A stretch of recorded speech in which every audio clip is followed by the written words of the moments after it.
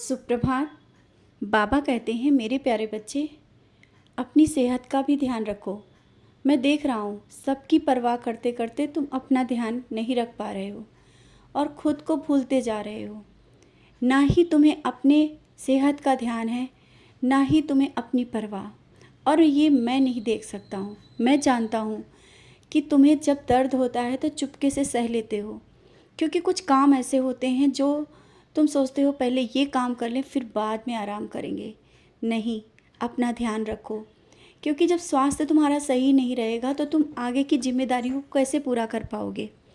स्वास्थ्य का ध्यान रखो और अपना ध्यान बहुत ज़रूरी है रखना।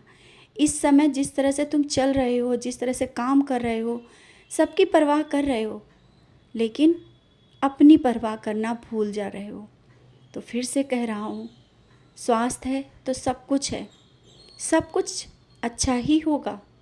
इसके लिए ये चिंता मत करो कि छोटी सी बीमारी है, कोई बात नहीं, ठीक हो जाएगी। हाँ, ठीक हो जाएगी, लेकिन आराम भी तो बहुत ज़रूरी है। आराम नहीं करते हो और सुबह उठने के लिए कह रहे हो ना। हाँ, तुम देर से उठ पा रहे हो, कोई बात नहीं। मैंने कहा ना, आराम की ज़रूरत है तुम्हें, और मैं नहीं चाहता हूँ कि तुम मेरे पास थक कर बैठो। आराम से सोकर जब उठते हो और मुझे देखते हो, भले ही तुम्हें लगता है कि तुम देर से उठे हो, लेकिन मुझे अच्छा लगता है, तुम मेरे बच्चे हो।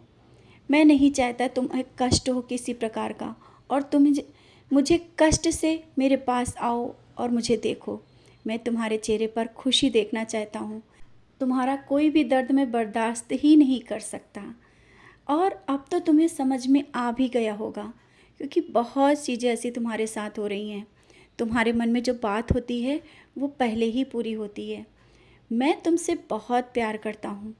आवश्यक नहीं कि तुम सुबह उठ के मेरी काकड़ आरती करो तभी मेरी पूजा है।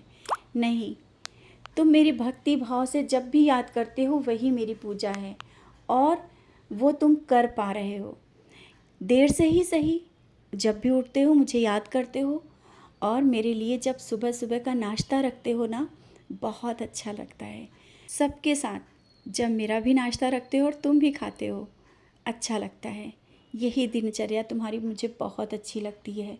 और कल जो तुमने सुबह सुबह नाश्ता रखा ना, बहुत ही अच्छा था, बहुत ही अच्छा था। और तुम मेरे करीब आकर के तुमने मुझे बहुत सा प्यार भी किया। बच्चे, तुमने मेरा स्पर्श भी महसूस किया होगा ना। हाँ, मैं भी तुम्हें उसी तरीके से प्यार करता हूँ जिस तरह से तुम मुझे करते हो। हर पल मुझसे बात करते रहते हो, चलते फिरते उठते बैठते, जो भी मन में आता है मुझसे कहते हो।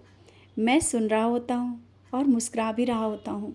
मैं तुम्हारे घर में हूँ, विराजित हूँ, और स्वप्न के माध्यम से मैंने दर्शन भी दिया।